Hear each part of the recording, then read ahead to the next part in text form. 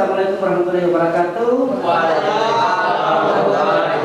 Selamat siang, salam sejahtera untuk kita sekalian. Kita ketemu lagi dalam mata kuliah Mekanika Tanah 1. Pada pertemuan kali ini kita akan membahas beberapa materi terkait dengan rencana pembelajaran semester kita untuk semester ganjil ya. 3 mata kuliah ini diprogramkan pada semester 3 pada program studi teknik sipil ya dari sekalian. Oke, sebelum saya memulai materi kuliah pada pagi hari ini, saya menyampaikan beberapa hal dulu terkait dengan rencana kita ke depan dalam materi pembelajaran yang ada di Fakultas Teknik Universitas Madako Kulitori ini ya. Oke, selaku dosen pengampu mata kuliah, saya, nama saya Haris ya. Ya, nama saya Haris seperti yang ada di slide ada sekalian ya. Saya sudah ini. Nama saya Haris, saya mengampu mata kuliah Mekanika Tanah 1 ini. Jadi Haris selain mengampu mata kuliah, saya juga ada tugas tambahan ya. Sebagai dosen, staf pengajar, saya juga mempunyai tugas tambahan. Saya kebetulan oleh Pak Rektor, saya sekarang masih mengampu beberapa mata kuliah. Dan juga tugas tambahan lain itu adalah saya masih menjabat sebagai dekan Fakultas Teknik. Jadi ada mungkin nanti kalau ngomongin hari saya mungkin ya dari di ruang fakultas, kalau mungkin ada hal-hal yang ingin kita diskusikan. Itu beberapa hal terkait dengan awal kita melaksanakan mata kuliah. Kemudian ada informasi tambahan, saya juga ingin menyampaikan bahwa ke depan pada awal semester ganjil ini kita ingin sudah memulai memperlakukan implementasi dari program MBKM ya, program Merdeka Belajar Kampus Merdeka. Memang adik-adik yang kuliah program studi teknik sipil ini membutuhkan kompetensi tambahan. Jadi kita tidak lagi ingin monoton saja belajar di keilmuan kita, sehingga memang tujuan pembelajaran kita itu sudah diarahkan sebagian kita juga ingin mengetahui hal-hal lain yang di luar program studi kita, sehingga itu menjadi kompetensi tambahan untuk kita. Itu adalah program MBKM yang dicanangkan oleh Mas Menteri ya. Jadi implementasinya itu kita sudah akan menyiapkan draft kurikulum terkait dengan pembelajaran MBKM ini. Khusus mata kuliah Mekanika Tanah ini kita juga sudah ingin ada juga nanti ingin bisa lebih aplikatif lagi ya. Pelajaran dari mata kuliah ini seperti ini kita nanti ingin melihat di mana potensi material khususnya yang berasal dari tanah-tanah uruk yang banyak kita lihat di sekeliling kota Kulitori ini ya, dari sekalian. Jadi ada sekarang ini bisa nanti kalau nanti membawakan mata kuliah Mekanika Tanah 2, sebelum memasuki laboratorium kita juga ingin mengetahui beberapa jenis tanah yang ada yang tersebar di daerah kita ini banyak sekali ya, berjenis mempunyai beragam tekstur butiran tanah yang memang nanti kita ambil sampelnya terus nanti kita akan bawa ke laboratorium supaya lebih aplikatif kita bisa lebih adik-adik bisa mengenal oh ini sumbernya dari sini, kemudian kita bawa tujuannya untuk apa ya, seperti itu kira-kira awal pertemuan kita. Kemudian sebelum kita memasuki materi pada pagi hari ini yaitu distribusi ukuran butiran tanah. Jadi kita ingin mengetahui distribusi ukuran butiran tanah atau grand size distributionnya, itu materi kita pada siang hari ini. Ada supaya mengikuti, mencermati apa yang saya sampaikan dalam sesi ini. Saya membagi dalam 3 session ya, yaitu penyataan pendahuluan seperti apa yang saya sampaikan ini, kemudian penyampaian materi kurang lebih 15 menit saja ya adik-adik. Kemudian nanti kita buka diskusi tanya jawab nanti yang akan sampai akhir kuliah ya. Sampai kita berdiskusi, tanya jawab, nanti semua latihan-latihan kita membuat ada beberapa contoh tugas yang nanti akan saya sampaikan ya. Saya kira kita hari-hari sekalian ya. Tadi yang paling atas itu adalah kerikil, dari sekalian. Kemudian di bawahnya kerikil itu ada pasir. Ya, ada lagi pasir itu dibatasi oleh lalat dan lumpur. Jadi di bawahnya pasir itu kalau kita bagi subkelompok dalam pembagian distribusi ukuran butir tanah itu ya, ukuran lano lempung itu sudah kita gunakan hidrometer ya. Jadi lebih kecil dari ayakan yang kita persyaratkan itu, biasanya itu kita menggunakan ayakan yang di bawah nomor 200 tadi itu, paling bawah sekali itu nomor 200 atau di dalam satuan milimeter itu adalah kurang lebih 0,075 mikron ya. Kita sudah menggunakan nano lempung, menggunakan alat yang disebut dengan alat hidrometer ya.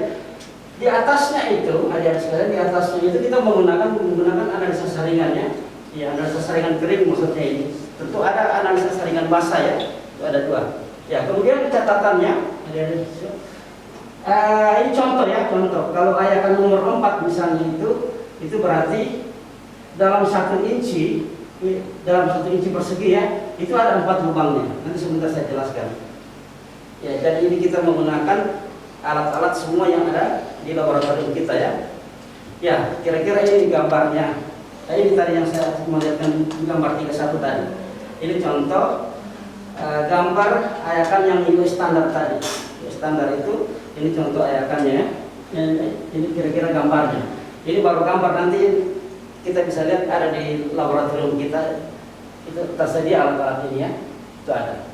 Itu untuk ini atau saya sebut dengan hidrometer jar.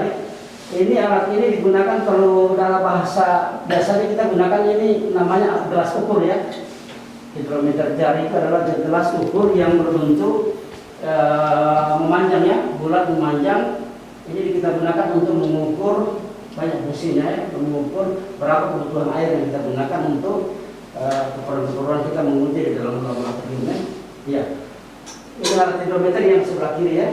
Oke, ya ini kira-kira kalau pemanfaatan alat hidrometer ini gimana? Ya, ini adalah sketsa alat hidrometer di dalam gelas ukur yang berisi tanah yang sudah dicampur dengan cairan standar ya.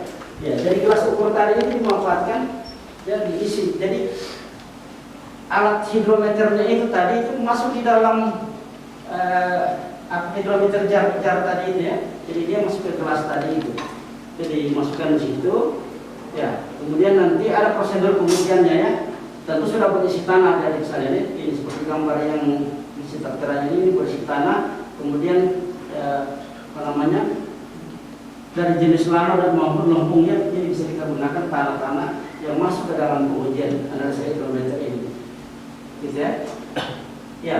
Kemudian setelah kedua metode itu kita dapatkan, tentu kita ingin mengetahui seberapa besar kurva. Bagaimana sih gambaran kurva distribusi ukuran butir tanah itu untuk kita ketahui. Jadi ada kurva yang perlu kita lihat nanti. Bagaimana hasil daripada kita analisa saringan tadi dengan ayakan tadi maupun kita menggunakan alat hidrometer tadi ya untuk mengetahui distribusi ukuran butir tanah. Ya. Di gambar 33 ini kita dapat gambaran tentang hasil semilak dari gambar 33 ya. Ya, kemudian yang poin B, kurva hasil tes diberikan pada gambar 34. Nanti ada gambar 34 sebentar kita lihat. Kemudian poin C, kurva pada gambar 34 yaitu dinamakan kurva distribusi ukuran butirannya atau grain size distribusi. Jadi ada 3 bentuk kurva yang nanti akan kita lihat sebentar ya. Ada 3 nanti, gambar 33, gambar 34. Ya, ini kira-kira bentuk kurva ukuran distribusi tanah. Kalau kita ingin gambarkan bagaimana sih bentuknya kurva, jadi grading kurvanya gimana. Nah ini yang kita lihat pertama adalah ini ya.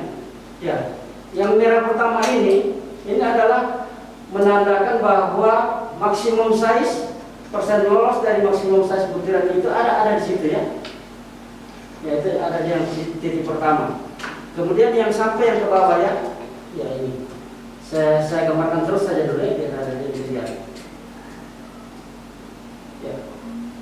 Ya, ini yang gambaran ini. Jadi titik yang kita hubungkan ini nanti ini adalah ingin mengetahui ukuran butir tanah atau perbandingan antara ukuran butir tanah dengan persentase lolos. Jadi yang arah vertikal itu adalah persentase lolos material yang kita ayak tadi yang kita menggunakan, baik menggunakan hidrometer maupun menggunakan analisa saringan. Kemudian yang arah horizontal itu adalah ukuran butir tanah dalam satuan milimeter ya. Ya, ukuran butir tanah itu dari jenis-jenis ayakan tadi itu. Kira-kira kalau saya gambarkan akan berbentuk seperti ini. Ini bentuk kurvanya kira-kira. Jadi ini bentuk kurva daripada kita tadi itu menganalisa saringan dengan menggunakan analisa saringan maupun menggunakan hidrometer ya. Jadi melahirkan kurva seperti ini. Ya, ini ada rentang batas ukuran butir tanah yang di beberapa negara membuat standar ya. Ini ada kalau tidak salah di sini ada 4 standar. Ini yang pertama adalah standar yang dikeluarkan oleh MIT ya, atau Massachusetts Institute of Technology. Dari keempat standar ini, dari sekarang semua bisa digunakan sebagai standar rujukan. Semua bisa digunakannya, tetapi kita di Indonesia ini sebelum ada SNI kita menggunakan SNI, kita masih menggunakan ini standar pada poin ketiga itu, atau ini American Association of State Highway and Transportation Official, atau saya singkat dengan ASTO ya, ASTO. Ada di mahasiswa sekalian, dari ukur kita sudah mendapatkan tadi analisa ukuran butir tanah dalam bentuk kurva. Nah, dari bentuk kurva itu kita dimintakan lagi untuk bisa membuat parameter grand size yang bisa terdistribusi oleh efektif ukuran dari masing-masing ayakan tadi itu. Jadi kita dimintakan lagi untuk membuat 3 parameter ya, 3 parameter itu. Itu parameter pertama adalah ukuran efektif atau effective size-nya. Kemudian yang parameter kedua adalah koefisien keseragaman.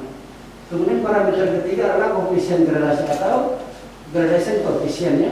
Dari 3 ini, ya, saya beri keterangan di ukuran efektif atau effective size-nya itu digambarkan dalam D10 ya. D10 itu maksudnya di mana kira-kira 10% dari total ukuran butir tanah itu lolos atau lebih kecil dari diameter dari ukuran butir tanah tersebut. Jadi itu 10% ya, D10 maksudnya. Kemudian lagi ada koefisien keseragaman atau kita sebut dengan uniform koefisien CC ya. Ya, di sini penjelasannya adalah D30 itu adalah diameter butiran di mana 30% dari total butiran tanah lolos ya, atau lebih kecil dari diameter tersebut. Jadi 30% yang lolos. Sebentar saya jelaskan dari mana 30%-nya itu. Kemudian yang satu adalah D60, yaitu 60% dari total butiran itu lolos ya, lebih kecil dari diameter tersebut. Dari ada 10% lolos, 30% lolos, dan 60% lolos. Gitu ya. Hasil tadi yang sudah kita lihat bersama tadi. Jadi kurva tadi kita masukkan lagi, ada pembagian kurva distribusi ukuran butir tanah ya. Karena kategorinya tadi itu kita ambil yang 10%, kemudian 30%, dan yang 60% ya. Ya, yang 10% itu ya, yang 10% itu kira-kira ngumpulnya di klasifikasi tanah ini dia ada di antara clay dengan shale ya, antara clay dengan shale. Jadi ini memang ukuran butirnya sangat kecil sekali gitu ya. Dia berada hampir 12,5% dan 7,5% ya. Itu lebih kecil lolosnya, dari persen lolosnya itu di bawah 10% ya, atau lebih kecil dari 10%. Kemudian yang 30%, yang 30% itu ada di ini ada di kurang lebih di fine ya, define di ukuran fine ya. Itu kalau digabungkan antara fine, coarse dan medium itu ada kurang lebih 77,12%. Itu ada di ukuran pasir ya, atau sen ya. Ya, yang 60% itu ternyata juga ada di situ. Yang 60% itu ngumpul juga, kurang lebih ada di ukuran fine juga ya, 60%-nya. Nah ini dia, 60% itu ada di situ juga. Kalau kita kelompokkan menjadi kurva distribusi ukuran butir tanah ya.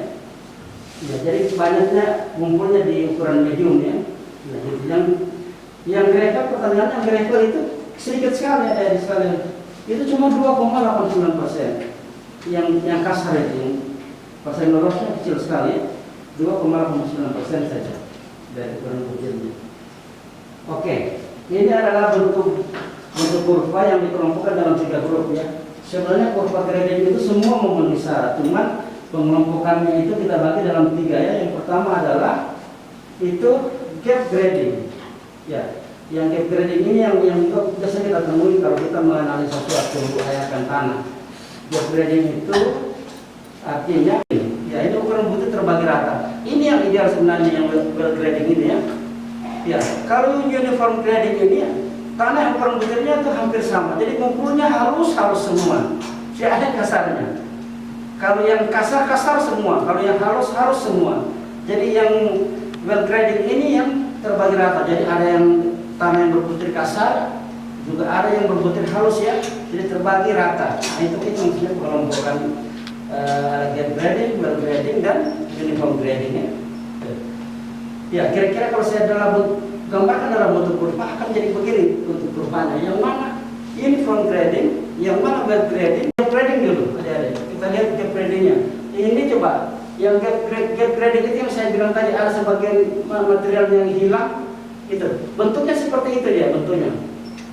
Ini gap grading. Jadi ada sebagian fraksi material itu tidak ada. Itu tidak ada ya. Ya, kemudian yang uniform grading. Ya, kalau uniform grading ini dia ngumpulnya kalau halus semua. Itu ada di tengahnya. Dia tidak menyebar ke mana? Ke ukuran fine sama gravel ya. Dia tidak menyebar. Kalau ke arah kanan itu ke ukuran fine, yang ke arah kiri saya itu ukuran gravel. Dia cuma ada di tengah saja uniform grading itu. Dia ngumpul halus semua. Tidak ada yang tanah berbutir kasar sih. Ya. Coba kita lihat yang well grading. Ya, well grading ini bagus ya. Bentuk kurvanya juga bagus. Coba lihat dia merata ya. Ada di ukuran gravel, ada di fine, juga ada di shell ya, yang halus. Ada. Jadi pendistribusian materialnya itu cukup lengkap kalau kita menggunakan yang atau mendapatkan material yang dari jenis kelompok well grading ini ya. Well grading ini. Itu yang ideal ya. Oke. Ya, kira-kira kalau saya bentuk perbesar lagi, bagaimana sih bentuk filosofis gambarnya itu, mana well grading, mana gap grading? Ya, ini seperti ini bisa dilihat dari. Yang well grading ini coba butiran tanah yang kelihatan besar, yang bulat-bulat itu di celah-celahnya ada yang halus. Di celah-celahnya itu pasti ada yang halus. Jadi dia mengisi ya, antara butiran kasar, sedang dan menengah itu ada ya. Ukuran butir tanah itu. Jadi dari halus, sedang sampai yang kasar itu terisi. Ya. Sebaliknya yang gap grading itu lihat. Kalau yang kasar, ya kasar semua. Jadi tidak terisi ya rongga-rongga yang ada di sela-sela tekstur tanah itu tidak terisi oleh yang halus. Sehingga kekurangannya apa? Kalau terjadi begini, tidak terjadi interlock yang baik antar sesama ukuran butir tanah itu, partikel tanah itu. Tidak terjadi interlock yang bagus. Interlock itu maksudnya saling mengunci ya. Saling mengunci antara yang kasar, yang halus, ya, kemudian yang menengah, yang medium itu tadi ya. Nah itu. Kira-kira bentuknya seperti ini teksturnya. Ini bentuk tekstur sebenarnya. Tekstur dan butir tanah dalam bentuk dua kategori tadi itu ya, adik-adik ya. Oke. Ya, sebelum saya mengakhiri yang saya membuka sesi berikutnya, yaitu diskusi dan tanya jawab ya. Oke, saya mungkin kalau ada pertanyaan 1 atau 2 3 mahasiswa, mungkin saya awali dengan pertanyaan dari yang hadir, ada yang Putri sebelah kanan saya ini. Silakan yang Putri, namanya siapa dan pertanyaannya apa? Ya, kalau bisa berdiri, ya, sebutkan namanya. Baik, terima kasih. Ya, Perkenalkan nama saya Dimiati. Ya, yang ingin saya tanyakan dari materi ini, ya. apa fungsi dari plastisisitas indeks tanah? Ya, oke. Terima kasih. Oke, baik sekali pertanyaan dari Dimiati. Yang kedua saya sekali jawab saja. Langsung saja pertanyaan kedua dari Yain. Namanya siapa? Mungkin dulu saya Pak. Iya, dulu saja. Perkenalkan nama saya Indrawan. Terkait materi mekanika tanah satu ini yang saya ingin tanyakan ada di slide beberapa ini. Tadi sempat Bapak sampaikan terkait ini analisa atau tes hidrometer untuk klasifikasi, kemudian indeks tanah. Jadi yang saya mau tanyakan itu Pak, di sini kan ada sketsa alat hidrometer dan alat itu dalam gelas ukur yang bersih tanah yang sudah dicampur dengan cairan standar ya. Yang saya mau tanyakan bagian di sini Pak, di cairan standar ini, apakah di pengujian klasifikasi tanah itu harus memiliki cairan standar atau ada cairan lain yang dipakai? Dalam analisis hidrometer ya ini seperti disebut tadi di dalam gelas ukur yang berisi tanah yang sudah dicampur dengan cairan standar. Sebenarnya sih umum kita gunakan itu memang kalau ada cairan standar sih ada kita, tapi biasanya itu air yang kita gunakan untuk campur itu adalah air yang bersih ya, air yang tersedia di laboratorium. Ada air yang tidak perlu, air yang kita ambil, yang kita beli. Ada sih kalau kita mau beli airnya ada di apotek ya, air yang standar itu ada ya, ada di apotek itu ya, memang air yang mempunyai pH rendah ya, itu air yang kita pakai untuk kenapa? Karena memang dimungkinkan kita juga bisa menggunakan air yang ada di sekitar kita, air laboratorium gitu ya, maupun umumnya tidak menggunakan air standar itu. Bisa juga tidak menggunakan air standar ya, yang saya sebutkan tadi itu. Tapi ada syarat-syarat tentu airnya itu harus bersih ya, terhindar dari segala bahan-bahan organik ya, dan mungkin kalau bisa diminum airnya ya, air standar seperti itu. Jadi tidak ada sebenarnya khususan ya harus menggunakan air yang tertentu. Bisa juga kita menggunakan air yang ada di sekeliling yang ada kita bisa dapatkan di laboratorium kita sendiri ya. Sebelum materi ini saya akhiri, ya satu penanya lagi mungkin supaya diskusi kita pada siang hari ini bisa berjalan lebih efektif lagi. Ya silakan yang putih namanya. Assalamualaikum warahmatullahi wabarakatuh. Baiklah, saya akan bertanya tentang jelaskan pengertian lubang ayakan. Ya, terima kasih. Oke. Pengertian dari lubang-lubang ayakan yang saya sebutkan tadi itu. Jadi memang penyebutan lubang ayakan itu baik dalam bentuk satuan inci maupun dalam milimeter itu memang ada ketentuan-ketentuannya ya. Ya, seperti ini yang saya ada di slide ini. Saya tadi menyampaikan, saya kasih ambil contoh tadi itu ayakan nomor 4. Itu kalau kita dalam bentuk ya, ayakan nomor 4 itu 4,75 mm ya. Berarti dalam 1 inci persegi. Jadi dalam 1 inci persegi ya, kalau persegi itu kan 1 inci keliling semua 1 inci ya. Sama-sama sisinya. Itu ada 4 lubang. Jadi 1 inci itu ada 4 lubang. Lubang ayakannya maksudnya. Jadi 1 inci itu ada 4 lubang, sehingga ayakan itu disebut ayakan nomor 4. Ya, begitu seterusnya. Kalau ayakan nomor 10 ini. Ayakan nomor 4 itu ada di sini yang paling atas ya ini. Ya. Ayakan nomor 4 itu adalah ini yang paling atas ini. Kalau ayakan nomor 10 misalnya ini, ayakan nomor 10 berarti dalam 1 inci itu ada 10 lubang ayakannya. Begitu seterusnya. Kalau begitu juga ayakan nomor 40 misalnya ini, ayakan nomor 40 dalam 1 inci itu ada 40 lubang ayakan. Begitu seterusnya. 1 inci itu dibagi 40. Itulah lubang ayakan sehingga disebut itu. Begitu ya. Jadi itulah penomoran ayakan namanya supaya kita tahu oh ini ayakan nomor sekian. Prinsipnya adalah dalam 1 inci itu berapa lubang ayakannya. Kalau nomor 50 atau nomor 100 berarti 100 lubang ayakannya. Kalau yang lebih halus lagi, kalau yang nomor 200 itu berarti dalam 1 inci ada 200 lubang ayakannya. Berarti kecil sekali ya. Itu jadi kita sebut dengan nomor ayakan 200. Dan kuliah kita pada siang hari ini dapat dipahami dan dimengerti. Jadi jangan lupa tadi saya sampaikan tadi ada tugas latihan di rumah. Nanti kita akan evaluasi lagi pada pertemuan-pertemuan berikutnya. Dan sekaliannya saya kira cukup sekian pertemuan kita pada siang hari ini. Jadi saya akhiri. Terima kasih atas kehadirannya. Walaupun ini sudah siang, dalam mata kuliah mekanika tanah kita akan bertemu lagi di pertemuan berikutnya dengan materi yang berbeda ya. Ya, saya sekali lagi saya ucapkan terima kasih pada adik-adik yang sudah hadir di kuliah ini. Tolong absensinya, asumsi kehadirannya tadi tolong dikumpul setelah ini, setelah ada yang melakukan absensi, karena akan kita evaluasi lagi untuk pelaksanaan kuliah-kuliah berikutnya, adik-adik sekalian.